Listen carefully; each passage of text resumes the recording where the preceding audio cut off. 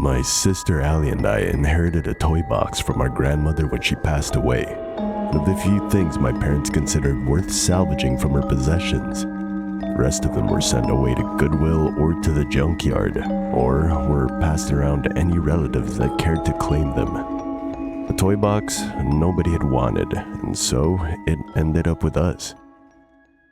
Allie and I hated it on sight and avoided putting anything into it we valued. Not least because things seemed to go missing from it on a regular basis. The chest was made of a grimy, varnished wood, grinning bear painted in the 1940s cartoon style on every side.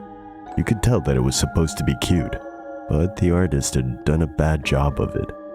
The bear's eyes oddly humanoid and threatening, its smile full of overlarge teeth with a fat tongue protruding grossly through the middle. How that drawing had ever been deemed appropriate for children, I don't know. But then things like that passed in those days. Neither of our parents seemed to see anything wrong with it anyway. Grandma would have wanted you to have it, Mom said in stern response to our complaints. Don't you think so? Allie and I looked at each other and shrugged. We'd never seen much of our grandmother while she was alive, only during the holidays. Even though she'd mostly sit in an armchair drinking whiskey and getting emotional about her brother, who'd allegedly run away when he was 10 or so and had never come home. We had no idea if Grandma even loved us, let alone if she'd care whether or not we hung on to an old toy box that surely only ever brought her bad memories. But our mother, teary, adamant, insisted that we keep it even after Allie admitted that it was giving her nightmares. She wasn't the only one. I took to throwing a blanket over the box at night, convinced that I could see the bear's eyes blinking in the dark, its hairy lips moving around words I could only ever decipher in dreams. The bear trap was mostly empty by that point. We'd gotten into the habit of hiding our favorite toys at the bottom of the wardrobe after noticing the vast majority of the things we stored in the maligned box were lost soon after, or eaten, as we believed. When the time came for Allie to move into her own room, we had a heated argument about which of us had to keep the bear trap. I argued that since I got the old bedroom, it was only fair that she took it off my hands, whereas Allie insisted that it may as well stay where it was and that moving it could only be a bad idea.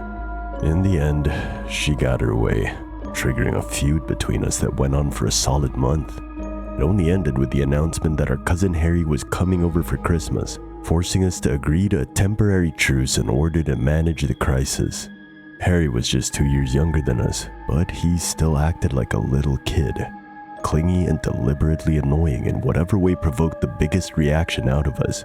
Whenever our aunt and uncle stayed over, we were expected to keep our cousin occupied, meaning out of the way of the adults, who were not exempt from Harry's reign of terror. We've got to do something about him, said Allie.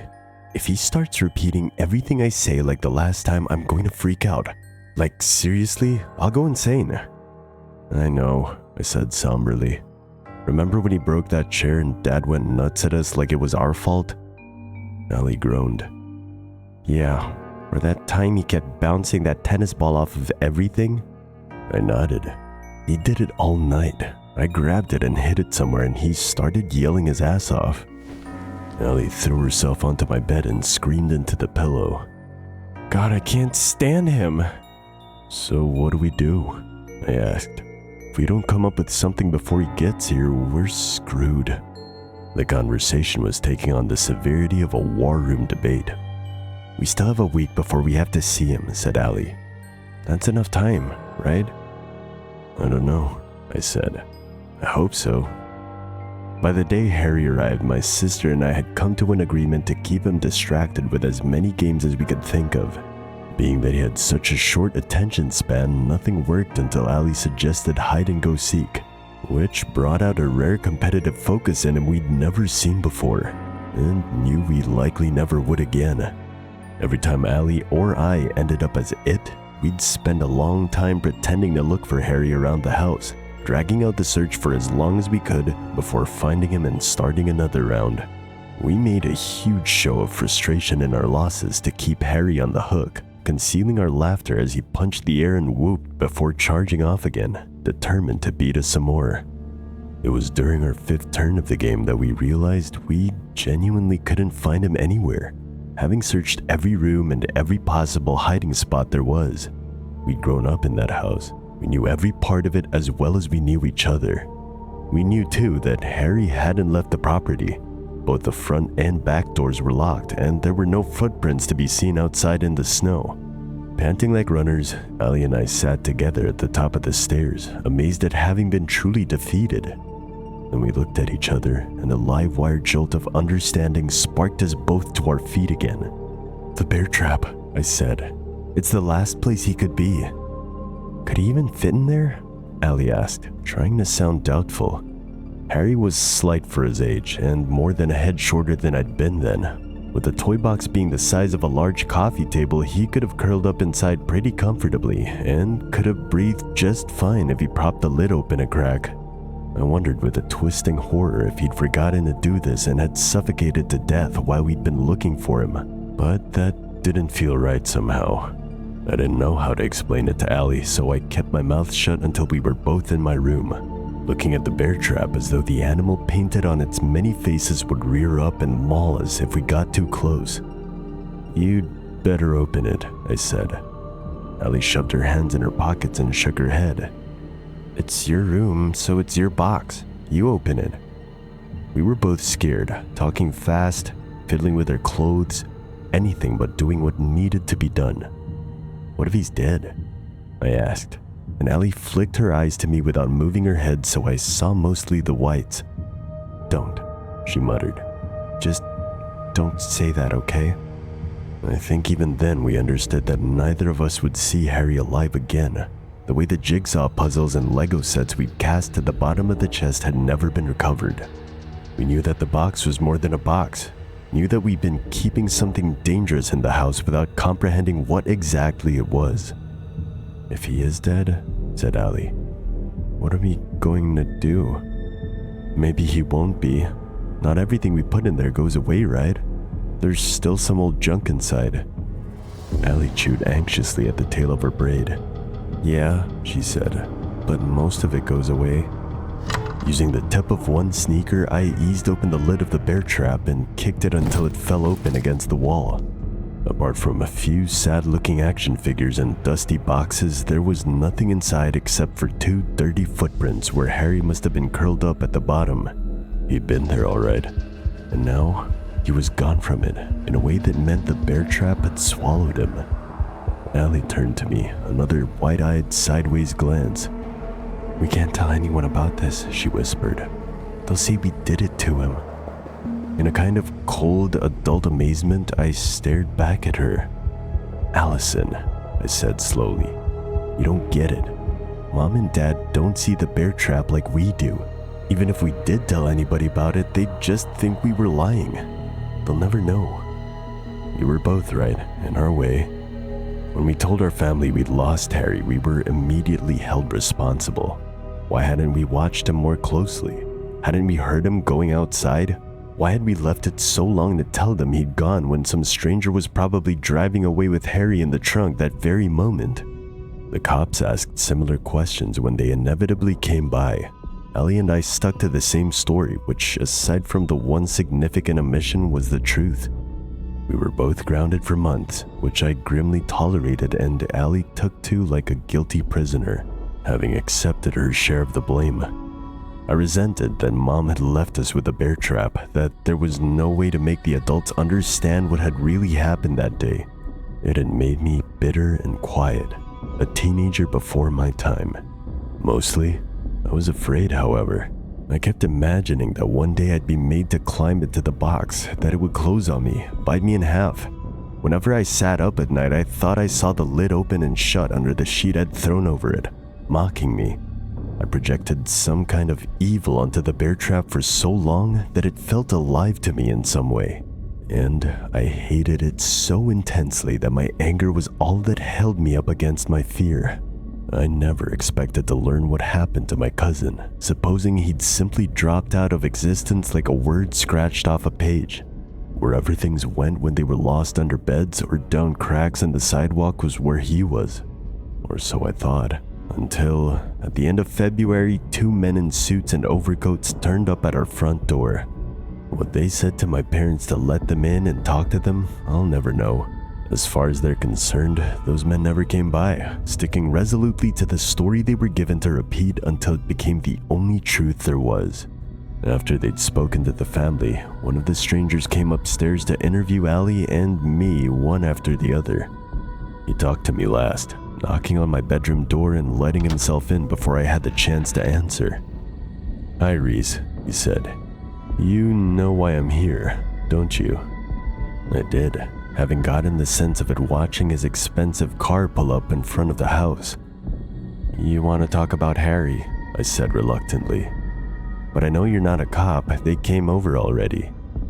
The man certainly didn't look like a police officer, and I wouldn't have believed him if he'd claimed to be. He could only have been 20 at the most, with a blonde surfer boy haircut and a piercing in his left eyebrow. I noticed that he smelled of mint gum and a popular brand of cologne, obnoxiously strong, and that there was something not right about his eyes. Maybe it's how blue they were, like contacts on a movie set, or how hard he stared when he was talking. If he blinked once, I didn't even notice. I tried not to look at him, my eyes on the tips of his black shoes, which were obviously new. "You're right, Reese," the man said. "Not a cop. Not exactly. My name is Creed Jansen, and my colleague Milo and I clear up situations like yours. Tie loose ends, things like that. Certain situations require certain people. Does that make sense to you?" "I guess so," I said. "You're government agents or something?" Creed grinned. His teeth were very straight, most likely veneers. "Agents," he repeated. "Something like that." Any other kid might have been scared or excited by the admission. As it was, I felt nothing but the brutal stamp of dread. "You found Harry somewhere," I said. "And you know about the bear trap?" Creed nodded. "You mean the toy box?" Allison filled us in. There was no disbelief or sense of humoring a child's fantasy in his tone as I'd anticipated. I looked at him directly, then astonished to realize that he had received the story without any surprise whatsoever. "I should tell you right now that we found your cousin's body," said Creed. "We were tipped off about a cadaver that had been discovered in a forested area just over the Canadian border. He'd been dead when he arrived there, curled up on his side in the snow, and there were no signs of any living person having been in the area to have dumped or posed the body in that position. It was like he dropped out of the sky, only we both know that's not what happened." I glanced into the corner of the room where the bear trap lay under its shroud. "The box," I whispered. "It sent him there." "I'm afraid it did," said Creed. "Wasn't the first time it did something like that either." His voice was that of a salesman, lively but professional. "There was another body within a 3-mile radius of your cousin's," he continued. "It had been there, well, a long time. As I understand it, your grandmother had a brother that ran away." Here Creed mimicked air quotes with one hand. "Yeah," I said shakily. "Roger, he was 11, nearly 12, I think. He used to run away a lot, but one time he never came back. Grandma was always talking about it. I remember she got drunk one Thanksgiving and told us she knew that he was dead." I sat down on the edge of my mattress, feeling weightless and vaguely ill. "For whatever reason, Roger must have gotten into that box," said Creed, "and when he got out, he was somewhere very far away. You see, Roger survived the journey. Shock killed Harry, or some other condition of that kind of travel we don't fully understand. Roger was a little more tough. He tried to get by out there in the forest, lived on what he could, walked some distance hoping to find his way out, but the cold got to him. Where we found the bodies, there were toys everywhere, covered in snow, some of them old, some of them new. Guessing they were yours." I said that they were. "Well," said Creed, "that helps us out a lot. That's confirmation both bodies arrived in the area in the same way, which we already knew, but this is what I'm paid to do, Reese. tie up all those loose ends into a neat little bow. "What is the box?" I asked. "Why do things disappear out of it? Does it do it on purpose?" Creed smiled. "No more than a door opens or a hallway leads somewhere else. You see, the box is just a box, or it was at one time. That changed. See, from time to time, openings appear in space or even objects that are shortcuts to other places. Sometimes they just appear naturally, all by themselves. Like wormholes," I said, thinking of the sci-fi shows my dad watched endlessly in the living room on gray afternoons. "You get it," said Creed. "A lot like that, but sometimes these shortcuts aren't all that stable, which makes them dangerous. Or people stumble into them without knowing what they are or where they'll end up. They're the ones Milo and I have to investigate. Those kinds don't just appear on their own. There's generally a reason." Creed paused, waiting for me to ask a leading question. When I only looked dully at him, he said, "The toy box, or the bear trap as you guys call it, used to belong to your grandmother and your great-uncle Roger. And like I said before, when it arrived at the house, it really was just a box. But after a while, it turned into something else. See, these shortcuts sometimes occur when in the presence of a young person with unused and likely undiscovered psychic abilities. Milo, when I looked into your family history, seems that Roger was having problems fitting in with his peers. Fought a lot with his parents. Felt like they just didn't get him, and he wasn't wrong. There was a reason he wasn't like everybody else, but there was no way for him to understand that or get the help he needed." Taking the chewing gum from his mouth, Creed looked around hopefully for a trash can, resigning himself to putting the wad into a twist of paper in his pocket before unwrapping another. "All the ability Roger wasn't using and all that discomfort just built right up," he said. "Got stronger and stronger until it started creating a shortcut. Usually, they form in places that are already doorways or openings of some sort. A lidded box is as good as any. Roger had no idea what he was making in there, not consciously anyway. But his subconscious, the part of him that was lonely and angry with everybody, that knew." I looked down at the floorboards, their little lines wiggling in my vision like drunken worms. "That's why the box leads to the wilderness," I said. "Because Roger wanted to run somewhere far away." "Bang on the money," said Creed, extending a hand to ruffle my hair until I cringed away. "Poor guy just got unlucky. One day he hid in that box, maybe after some fight with his parents or playing a game like Harry, and then he was gone. The shortcut wasn't strong enough for him to get back through, and it stayed just as unstable all these years later. I bet you noticed not everything you put in the box got lost, right?" "Right," I echoed. "The shortcut was weak. Maybe one day it might have broken down and gone away altogether if the bear trap hadn't ended up with you and Allison." I gazed at Creed again, and as his eyes met mine, I shuddered, disturbed by the familiarity of the gesture. "You knew that there was something off with that box right away, didn't you?" asked Creed gently. "And you know other things that maybe don't make sense. Both you and your sister feel the same way. You're twins, aren't you?" "Yeah," I said. "Well, there you go. It's more likely in twins, inheriting abilities like the ones Roger had, and you both got the luck of the draw. As you got older and those powers got a little stronger, you stabilized the shortcut. Probably wouldn't have been able to if there weren't two of you. It's been a long time after all. It should have broken down by now. But two kids with the same psychic focus, the same grievance?"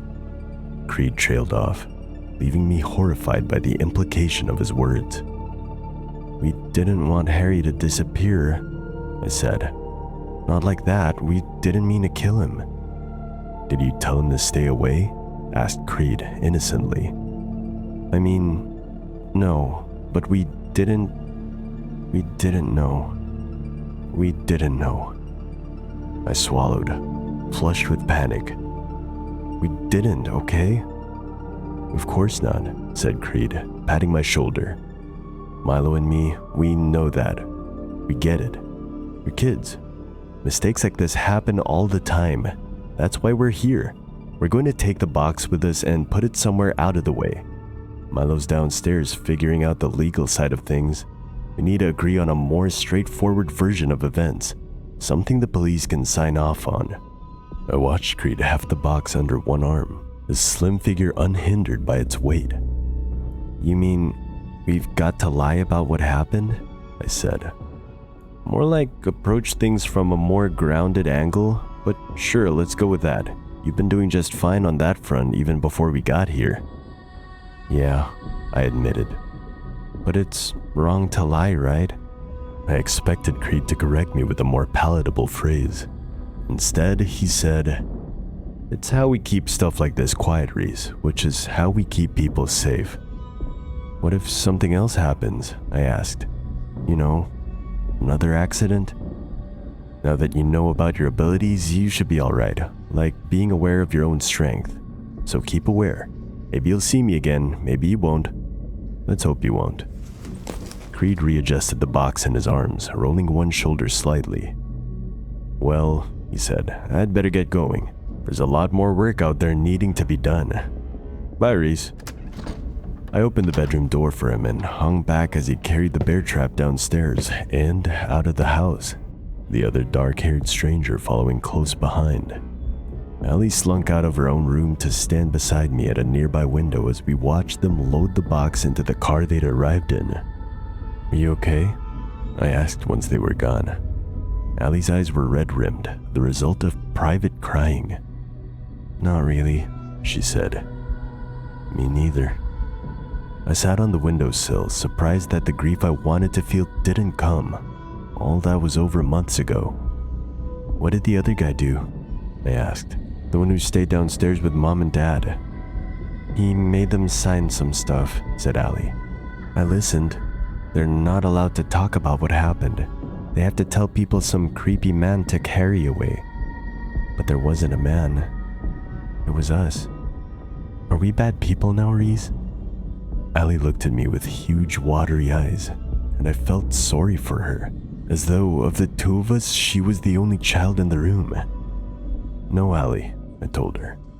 We're not bad people. But I didn't believe it. Said it only to comfort her or unsuccessfully convince myself that it was so. I couldn't tell my sister how afraid I was of the certain people coming by again, or how I wasn't sure that an awareness of what we were capable of was enough to keep us from doing something wrong again. There were so many nights after that I felt the box feeling of the uncanny and wondered if I was opening other shortcuts somewhere, or building something new and unspeakable that even together my sister and I could not control. I wish we'd never learned what had happened to Harry, that I didn't know what we could do, or what we'd done.